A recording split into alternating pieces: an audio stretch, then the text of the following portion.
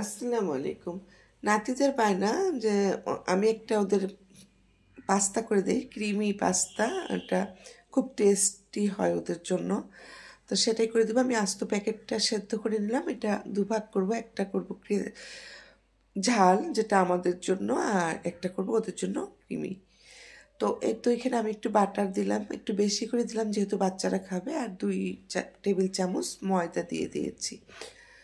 এখানে আমি half litre পানির মধ্যে হাফ কাপ গুঁড়া দুধ গুলিয়ে নিয়েছি, আর সেটা এখানে দিয়ে দিচ্ছি। মানে আমি 3 কাপ পানি নিয়েছিলাম, আর হাফ কাপ গুঁড়া দুধ নিয়ে এখানে গুলিয়ে সেটা দিয়ে তার মধ্যে সেদ্ধ করে রাখা পাস্তাগুলো দিয়ে দিয়েছি। আর এখানে একটা স্লাইস চিজ ছিল, সেটাও দিয়ে দিলাম, যে বাচ্চারা খাবে ওদের, ওরা পাশেই দাঁড়িয়ে আছে, ওদের ভালো লাগছিল কি কি দিচ্ছি, ওরা খুব এক্সাইটেড এটা খাওয়ার জন্য। সামান্য একটু গোলমরিচের গুঁড়ো দিয়ে দিলাম, নাহলে ভালো লাগবে না খুব একটা, একদম সাদামাটা।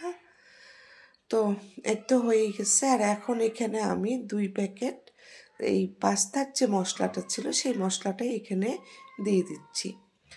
তো প্রথমে 1 প্যাকেট দিয়ে একটু ভালো করে মিশিয়ে নিয়ে পরে তখন আর 1 প্যাকেট দিয়ে দিচ্ছি। তো এই পাস্তাটা ওরা খুবই পছন্দ করে, এবং এটা গরম গরম খেতে হয় অবশ্যই। একটু ঠান্ডা হলে আসলে এটা জমাট বেঁধে যায়, আর বাচ্চারা গরম গরম খেয়ে নেবে। তো এই তো হয়ে গেল। আমি এখন পরিবেশন করে ওদের সামনে নিয়ে দেব।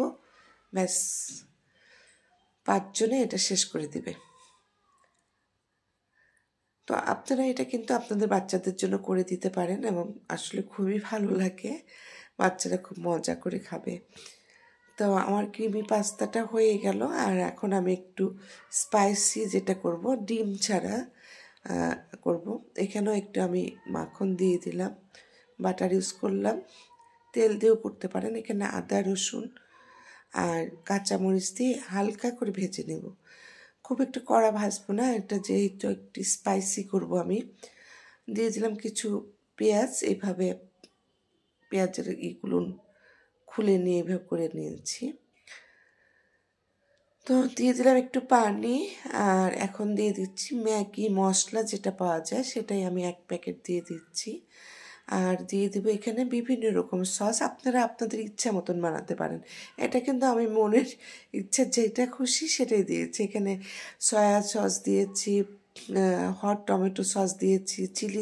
আপনারা আপনাদের মনের মতো করে যেটা খুশি সেটাই ব্যবহার করতে পারেন। আমি যেহেতু বলেছি যে এটা একটু স্পাইসি করব, তো এই তো সস টস দিয়ে এখন